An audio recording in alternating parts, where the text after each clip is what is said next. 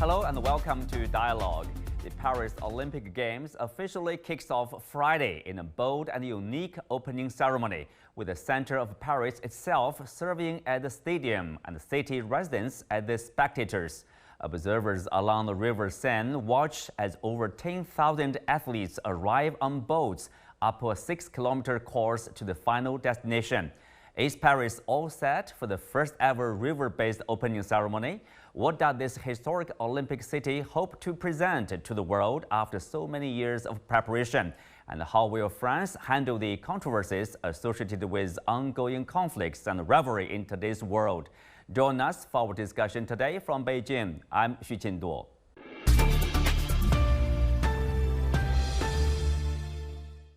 Joining me today are Anne-Elisabeth Moutet, Paris-based columnist for the Telegraph, David Goldblatt, sports writer and broadcaster. He's also the author of The Games, A Global History of the Olympics, and Paul Dung, co-founder and CEO of EI Asia Limited. Welcome to Dialogue.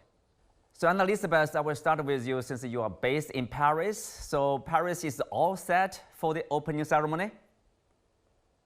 We hope so. We certainly have had a great deal of change in our daily lives so that the ceremony can happen without problems. We are at a time and in a country which has been hit by terrorism, and therefore there are 45,000 gendarmes and police, and they're supplemented by about 10,000 more military, and including people who've been sent, specialists in police and gendarmerie who've been sent from countries like Poland and Germany and others. The center of Paris, along the Seine, the sort of ribbon that crosses the city in this kind of gesture, has been secured, which means that unless you've actually bought tickets for the opening ceremony, or you live in the area, you cannot go there, which means that the city is going to be sort of sharply divided between the people who are not invited and the people who've paid sometimes a great deal of money to get to this. But we've had rehearsals. The rehearsals looked very good. French state television has got cameras perched in various high points above the river. And I must say that if it works out, it is going to be spectacular. David, so the first ever river-based opening ceremony, a lot to look forward to? We'll see. I mean, opening ceremonies are complex systems of political messaging, I would say, rather than mere entertainment. I certainly don't expect to be entertained, but I do expect to learn something about what kind of soft power projection France is going to offer us. We'll see. Paul Dung, so what has impressed you the most about the, I would say this already finished, this long period of preparation? Qinduo, I haven't visited Paris, over the last 6 or 7 years since Paris won the bid. Normally it takes 7 years for the city after winning the bid to prepare for the final games to really, taking place. I think, it will still attract a lot of attention among Chinese TV viewers. Also, I know some friends, not as many as I previously predicted, that some Chinese friends from our country are already there to see the ceremony right on site. And it should be fascinating and a lot of room for imagination, because by watching the CMG's reporting so far, the coverage on the games preparations, there is still so much suspense. So much that we still don't yet know about the opening ceremony. Okay. People would imagine about, how many. It shouldn't be 10,500, not all of them, to be arriving in Paris at this time of the games. But my curiosity would be about, once all the boats stop and finish their parade, and how they would line up, still on the boats, or somewhere on shore, and how we should because so far I don't read any reporting about the very formal ritual ceremonies for every edition of the Olympic Games. The IOC have to take it over. The host nations representative, maybe the French president or the mayor of Paris, will have to make an announcement, a short speech, and also representatives of the athletes and coaches and officials will have pledged to oath to make. And where would that be happening? And the details. I'm more curious about that instead of, so much fanfare and so much discussion about what will be going on the river, on the boats.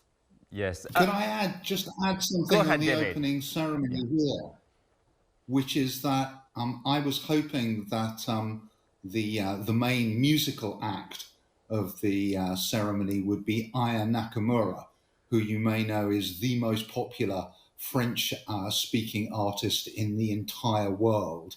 And in actual fact, what we're going to get is Lady Gaga and Celine Dion. And it may be that Celine Dion is of Francophone Canadian origins, and Lady Gaga has one parent that is French. But I just find it extraordinary that two white North American singers are being used when they have the opportunity to have a French singer of Malian roots who truly represents Paris and truly represents the banlieue in where supposedly the Olympics are being held. And actually what we're getting is two white American pop stars. And I find that absolutely extraordinary.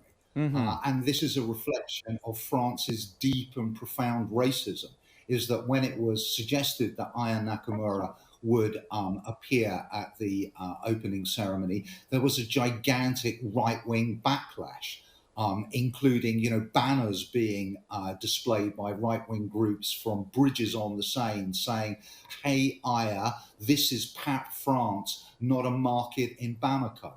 So I think what's actually going to be on show is a very divided and ultimately rather racist France. So Anne-Elisabeth, you agree? So this is... No, I don't. Go ahead. No, I don't. I feel sort of fairly insulted because as far as I know, and as of this morning, Aya Nakamura was also singing. So why should there not be three... I didn't know that.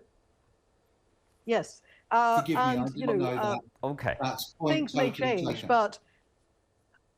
And the whole idea came to President Macron to begin with. And the idea that Céline Dion is immensely popular in France. She has sung in France many times. She sings in French half the time. And we were delighted that she would agree to come.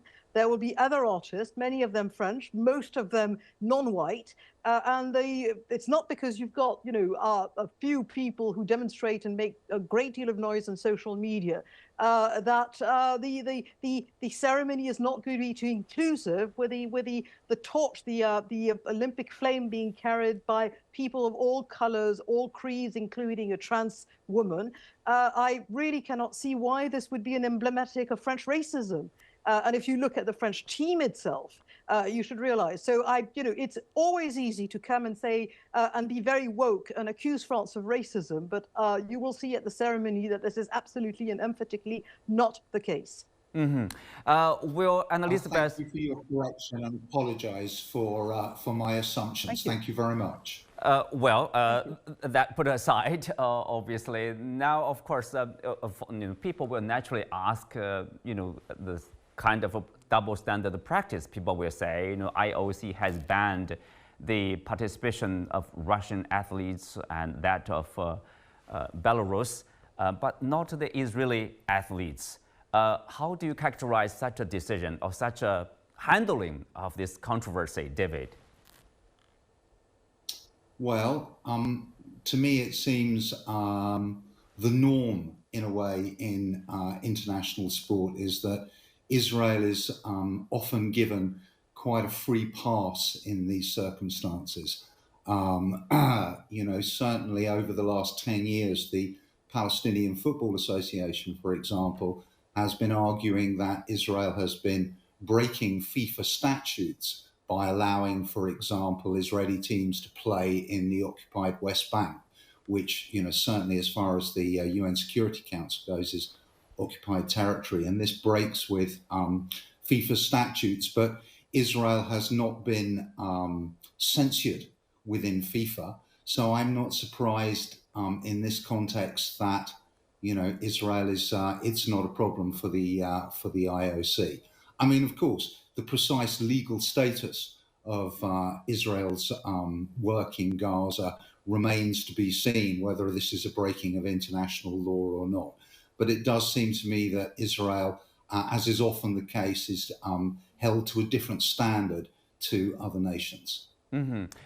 So, Anne-Elisabeth, how controversial is the issue? We already saw, video clips of, some people would raise the flags of the Palestine, and then there are people obviously expressing different opinions, in supportive of the Israeli athletes, the team. Of course, we have to say, that the athletes themselves, they are innocent. They are not the ones making the political decisions of, for in Ukraine, the situation, or in Gaza. But still, it's very controversial, right? It's not as controversial as some people would like to make it. First of all, Russia attacked Ukraine twice. 2014, when it took Crimea and installed puppet regimes in 4 oblasts in the Donbass, and Israel answered to a terrorist attack, which is slightly different. But also, the Olympic Committee and FIFA know their business, and one has to assume that it's not because you accuse Israel that you can immediately make it disappear. And that was emphasized by President Macron yesterday, where he mentioned it explicitly, the day before yesterday, when he mentioned it explicitly during his television interview. It's controversial because it has become a controversial issue, but with a narrow fringe of the population, which is almost entirely represented by the hard left component of the left-wing alliance. You know that we've had an interesting sequence of elections, the House being dissolved, a snap election being called by the president after the European elections.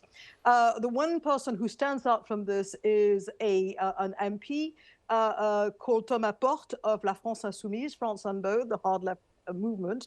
And he not only criticized what he calls 2 different treatments of Russia and Israel, which is, it's exactly what politicians can do. But he also put a target on the Israeli athletes, saying they must be prevented from appearing, they probably must be prevented from competing. And this in a country where we've had lots of instances of terrorism against Jews, let alone Israelis. So that is something that is now being it's going to appear in the court of law.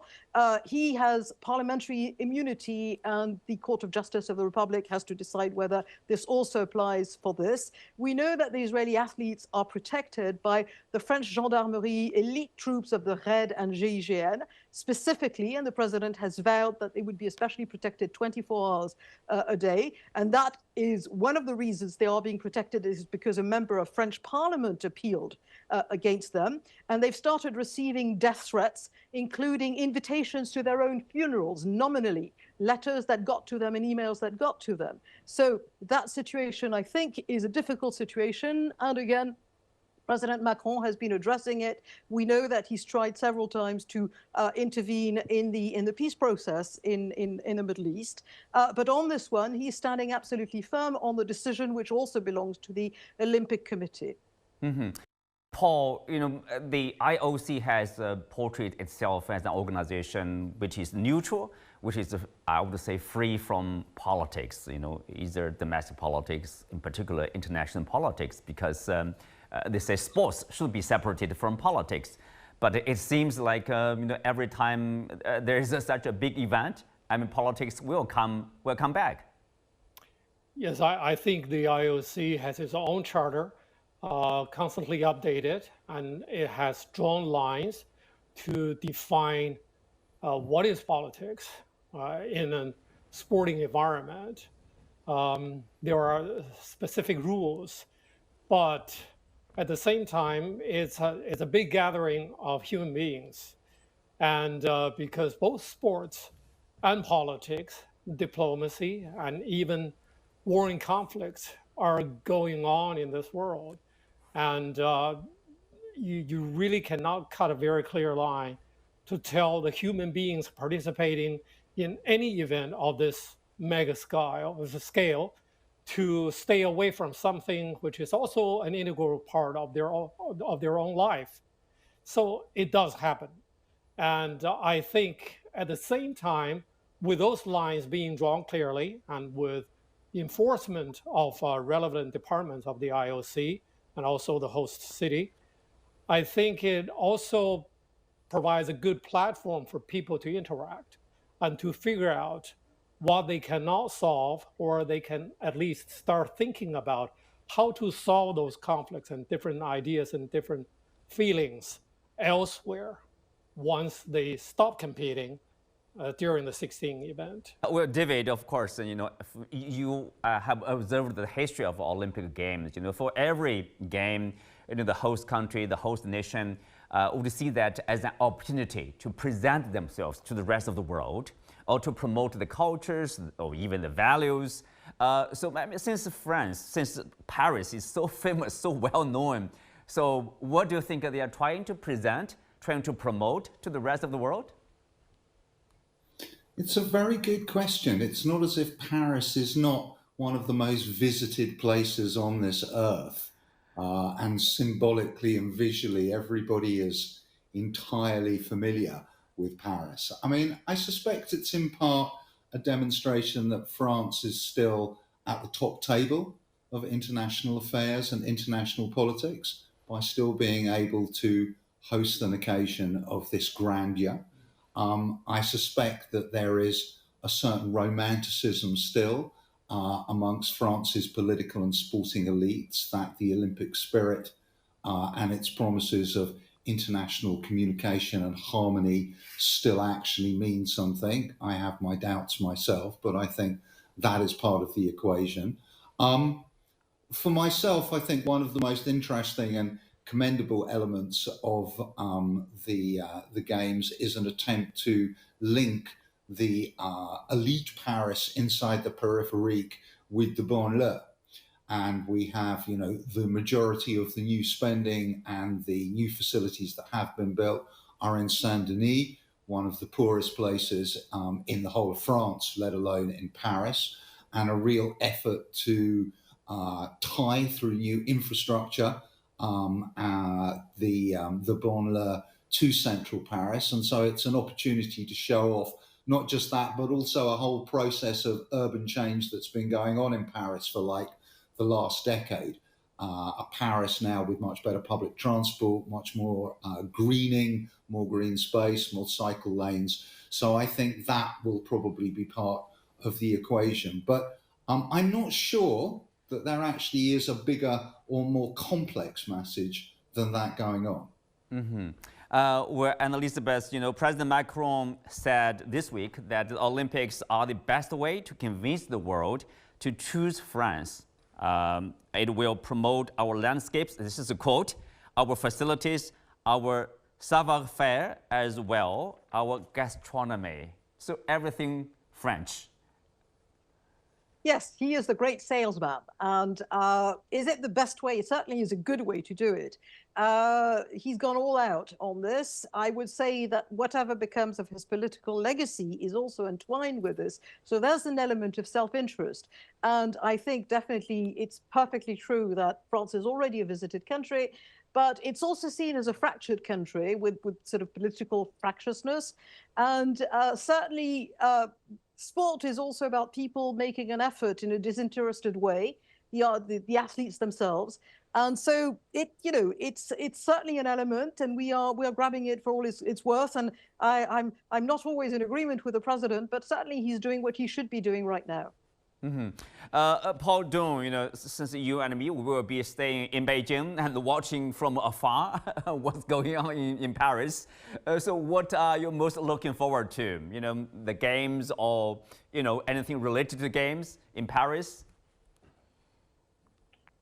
I think above all, it should be the opening ceremony.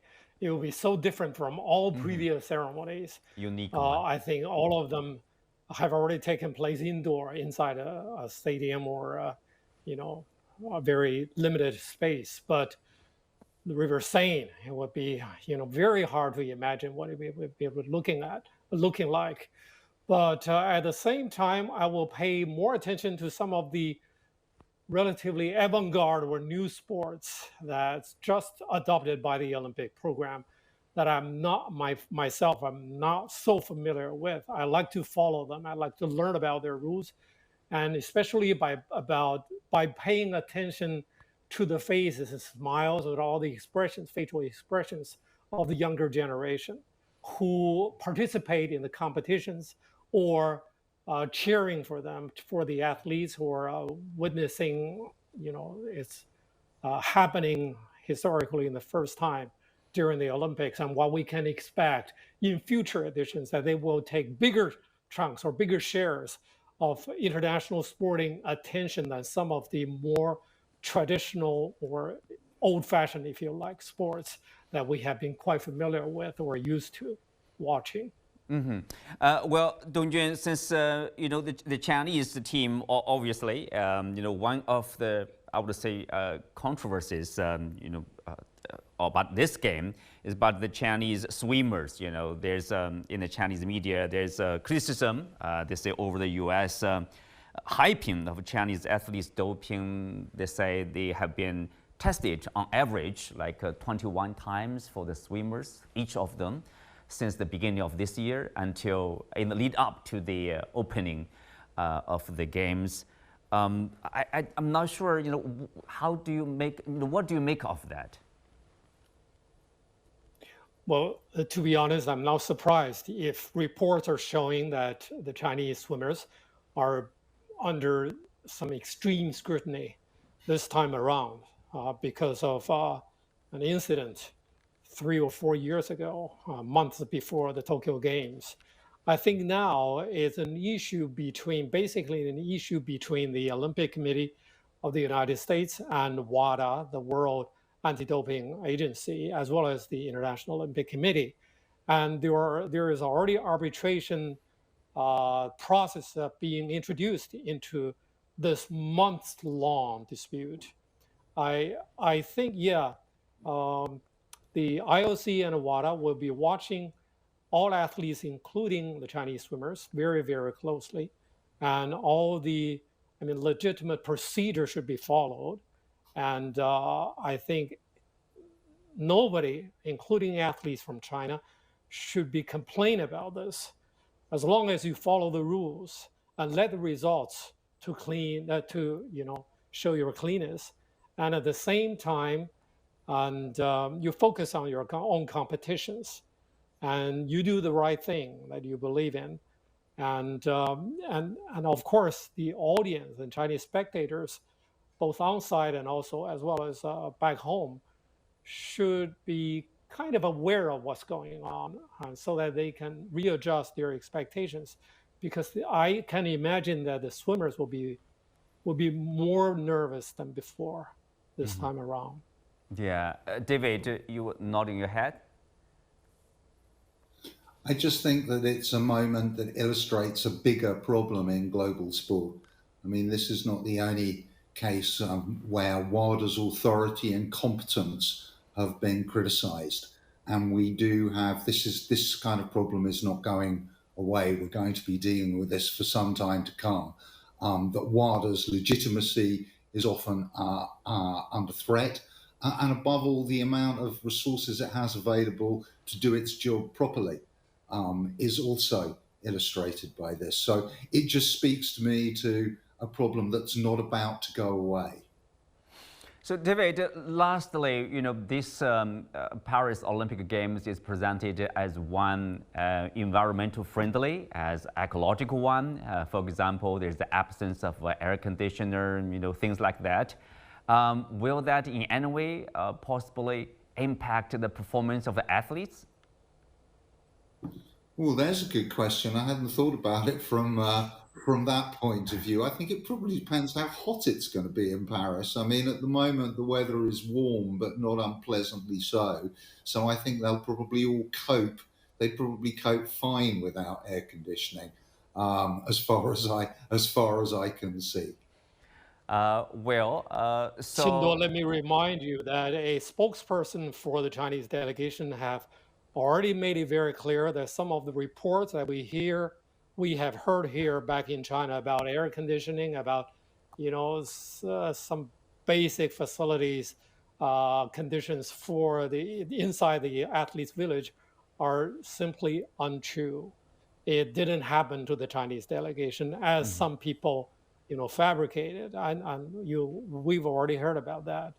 And if I have a chance to add something, quite a long distance from Paris, here in Beijing, I think it will be very significant for us to follow the quality of the River Seine, and hopefully it will meet the requirements and the standard days after the mayor has jumped into the water. And I think no matter how high the quality will be and how smoothly the competitions in waters will be proceeding during the games, I think positively it reminds people or places all over the world that water quality is a very important issue everywhere else in the world. I know there are a lot of places, especially in the developing world, very anxious to bid for international competitions, to host the swimming and other events on water, regardless of the quality of their own place.